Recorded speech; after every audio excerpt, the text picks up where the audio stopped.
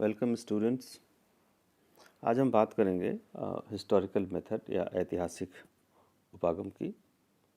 यह समाजशास्त्र के साथ साथ सोशल एंथ्रोपोलॉजी या और आपका जो ये पेपर है sociology of kinship marriage and family, उसका एक बहुत महत्वपूर्ण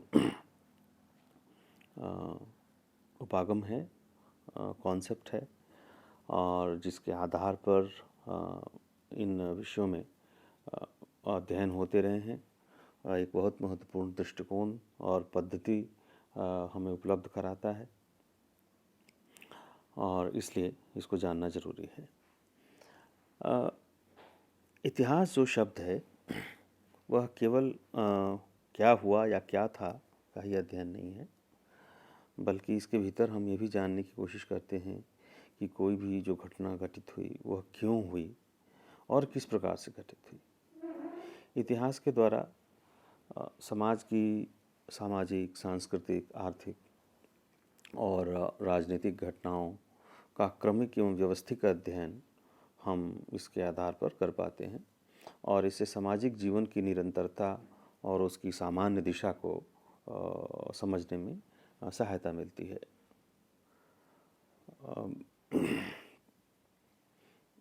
हम इस दृष्टि के प्रयोग के बिना सही तरीके से मनुष्य के और उसके सामाजिक विकास को ठीक तरीके से समझने में और उसकी व्याख्या करने में, विश्लेषण करने में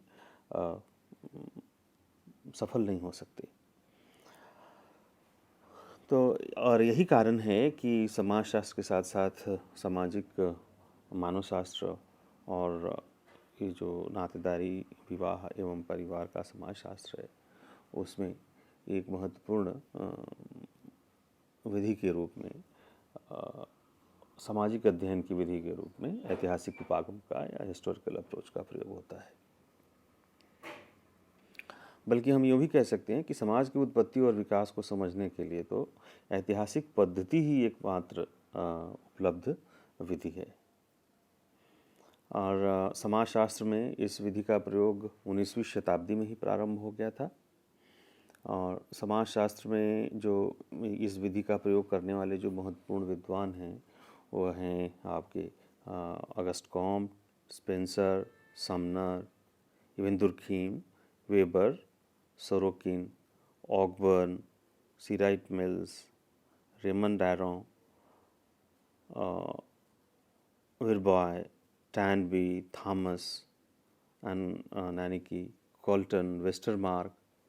भारत में अगर हम बात करें तो Radha Kumud Mukherjee, G S. Ghurye, A R. Desai, K M. Kapadia, Irawati Karve, S C. Dube, ये सब कुछ प्रमुख नाम हैं जिन्होंने समाजशास्त्र के अंतर्गत या उसके विभिन्न अंगों के अंतर्गत इस ऐतिहासिक विधि का प्रयोग अध्ययन के लिए किया है और समाज की व्याख्या के लिए किया है। तो चलिए पहले हम जो ऐतिहासिक विधि को लेकर के जो कुछ परिभाषाएं की गई हैं उसमें एक दो परिभाषाओं को लेते हैं। सबसे पहली परिभाषा हम रैडक्लिफ ब्राउन को लेते हैं। क्या कहते हैं रैडक्लिफ ब्राउन? उनका कहना है कि ऐतिहासिक पद्धति वह विधि है जिसमें वर्तमान काल में घटित होने वाली घटनाओं को अतीत में घटित घटनाओं के धारा प्रवाह और क्रमिक विकास की एक कड़ी के रूप में मानकर अध्ययन किया जाता है। यानी कि किस प्रकार से वर्तमान की जो व्यवस्था है या जो घटनाएं हैं या समाज के जो पक्ष हैं वो कैसे एक प्रकार से निर्मिती हैं, एक परिणाम हैं, या किस प्रकार से वो जुड़ी हुई हैं उन घटनाओं से जो मानव इतिहास में, मानव समाज में पूर्व में पहले घटित हुई हैं। तो यह इससे जो एक दृष्टि उत्पन्न होती है चीज़ों को देखने और समझने की, उसको ऐतिहासिक पद्धति कहा रैडक्लिफ ब्राउन ने। इसी प्रकार से टी.बी. बॉटमोर एक समाजशास्त्री हुए और उन्होंने कहा कि ऐतिहासिक विधि वह विधि है जो सामाजिक संस्थाओं, समाजों और सभ्यताओं की उत्पत्ति, विकास और रूपांतरण की समस्याओं को समझने पर अपना ध्यान केंद्रित करती है। यह मानव इतिहास के संपूर्ण विस्तार और समाज की समस्त प्रधान संस्थाओं से संबंधित है और यह एक विशेष सामाजिक संस्था के संपूर्ण विकास को समझने की दृष्टि देती है। बॉटमर की जो परिभाषा है उससे ऐतिहासिक पद्धति के बारे में 4 बहुत महत्वपूर्ण बातें स्पष्ट होती हैं। सबसे पहला कि इसके द्वारा हम इस सामाजिक संस्थाओं, समाजों और सभ्यताओं की उत्पत्ति, विकास और उनके भीतर हुए जो परिवर्तन हैं या रूपांतरण हैं उनका अध्ययन करते हैं। दूसरा, यह मानव इतिहास के संपूर्ण विकास को समझने में सहायता करता है। तीसरा कि इसमें समाज की सभी प्रमुख संस्थाओं का अध्ययन सम्मिलित हो जाता है। और चौथा कि हम इसके द्वारा किसी एक विशेष सामाजिक संस्था के विकास को भी समझ सकते हैं।